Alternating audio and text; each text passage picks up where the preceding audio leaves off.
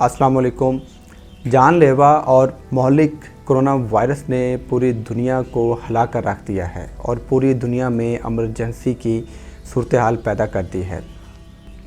इसके साथ साथ बहुत सी कंस्पायरेसी थ्योरीज भी सोशल मीडिया पर वायरल हैं।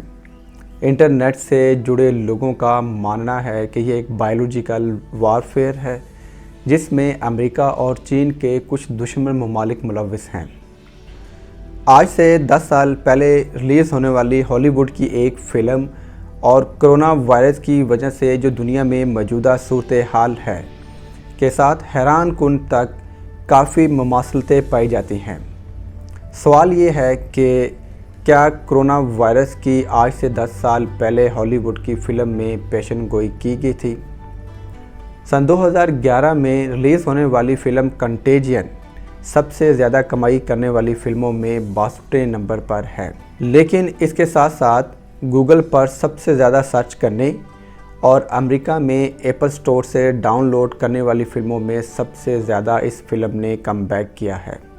अब 3 माह के कम अरसे में फ़िल्म कंटेजियन हैरी पॉटर की फ्रेंचाइज की 8 फिल्मों से पीछे है। सवाल ये पैदा होता है कि फ़िल्म कंटेजियन कोरोना वायरस और दुनिया में जो मौजूदा सूरत हाल है उसमें काफ़ी हैरान कुन हद तक मुमासलत पाई जाती है।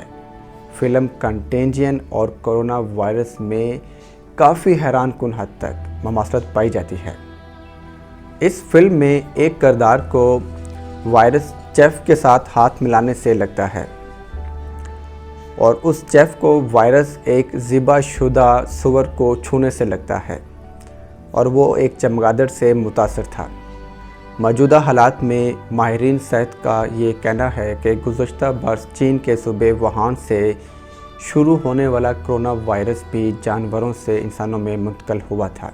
कुछ का कहना है कि कोरोना वायरस चमगादड़ों से ही शुरू हुआ था। कोरोना वायरस के फैलाव की तरह इस फिल्म में फर्जी वायरस भी इंसानों के माबीन करीबी राब्ते और आलूदा जगहों को छूने से फैला। इस फिल्म में जब वबा के फैलने का खदशा हुआ तो एपिडेमिक इंटेलिजेंस सर्विसेज को रवाना किया गया ताकि वो लोगों की शनाख्त करे और उनको अलग अलग कर दे। अमेरिका के शहर शिकागो में एक करंतना बनाया गया जो चीन में रोनमा होने वाले बड़े पैमाने पर लॉकडाउन का आईनादार है। लेकिन इस तमाम तर सूरत हाल में एक बात तो वाज़ा हो चुकी है कि फ़िल्म कंटेजियन में आज से 10 साल पहले कोरोना वायरस की पेशन गोई की गई थी। अब पर्दे के पीछे क्या कहानी है वो मेरा अल्लाह ही बेहतर जानता है। Thank you very much. अल्लाह हाफिज़।